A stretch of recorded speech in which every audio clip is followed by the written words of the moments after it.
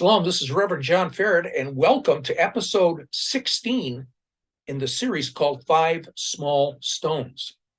And these are 5-minute Bible study videos. And lately, we have been studying the Bible as it's related to its geographical context.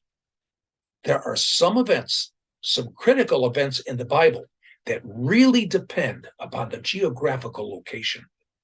So we're going to travel again from our homes, travel to Israel. We're now going to focus on another geographical location in northern Israel. It's about 75 miles north of Jerusalem. We're going to go to the Sea of Galilee.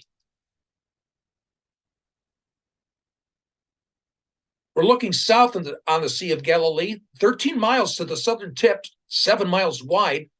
We're 700 feet below sea level at the Sea of Galilee at the surface. It's going to be very warm and humid here. It's surrounded by high hills and mountains. Some are 2,000 feet or higher. This forms a gigantic, huge bowl that we call the Sea of Galilee. So with regards to this geography, this lends itself to sudden fierce storms because you have the high hills with cool air. And sometimes that lake can be very warm and humid down at the surface. So you get a strong east wind from the heights. It can blow down from the hills. And storms arise without warning. And the swirling winds, especially in the bowl of the Sea of Galilee, whips up the waves into a dangerous, dangerous place. We read about this in Matthew 8:24 or Mark 4:37 or Luke 8:23. This is just before Jesus heals a demoniac. Orders the demons and the pig into the pigs and into the abyss. So in Jesus' day, for the Israelites, they looked upon large bodies of water, the sea, as the abyss, the place of demons, the place where demons live, the abode of demons. And so for the disciples in that boat, as they were going over to the other side, the Sea of Galilee was a picture of the abyss. So Jesus, perhaps sailing from Capernaum, he and his disciples crossed to the other side. They were headed to the east side of the lake.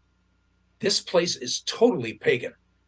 It's likely that they were headed to the location that we call the Kersey Archaeological Park because of the cliffs there and the caves at this location at Kersey.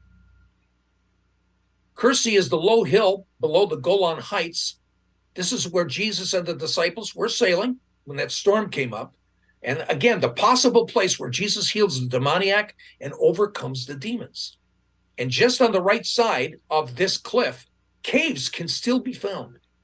And we ask ourselves, is this where the demoniac hid when Jesus first came and landed at this place?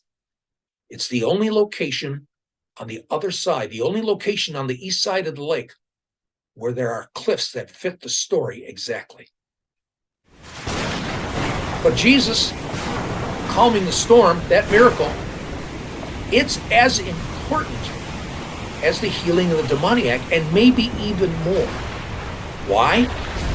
For the disciples then, God is the only one who had such control over all nature and over the abyss. This is so clear in verse after verse in the Hebrew scriptures, like Deuteronomy 11:13 through 15, where it talks about the fact that God will send the early and late rains. Or Psalm 78 verse 26, where God says he's going to control the east wind and he's going to send the south wind.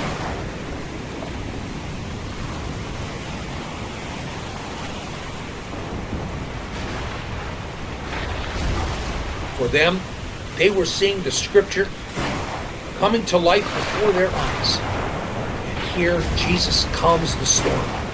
And he shows his power over the abyss. But the text says only God can do this. And then they asked, who then is this?